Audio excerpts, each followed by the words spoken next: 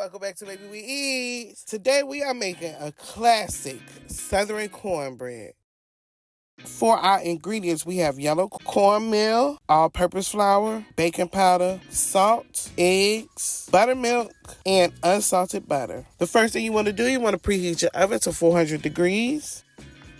Here I'm going to add sugar to my cornmeal and my flour, and I'm going to mix that up. And the next thing we're going to do, we're going to add in our buttermilk, and we're going to mix that in well.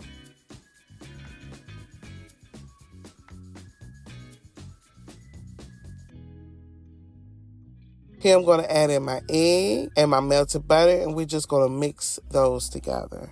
Be sure not to overmix your batter. Overmixing will lead to large cracks in your crust and a lot of crumble. Only mix well enough to combine the ingredients. And here you can see that our cornbread mixture is mixed together.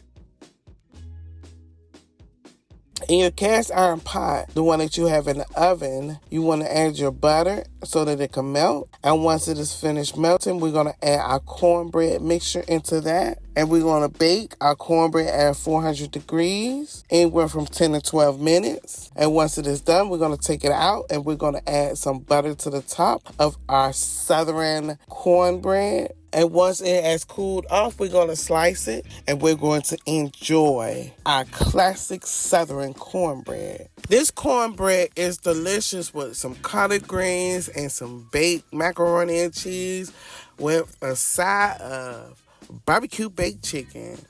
This cornbread is good with any dish. Today, we made classic Southern cornbread. And if you like this video and you want to see more like this, don't forget to like, comment, and subscribe. I want to thank you for watching Baby We Eats.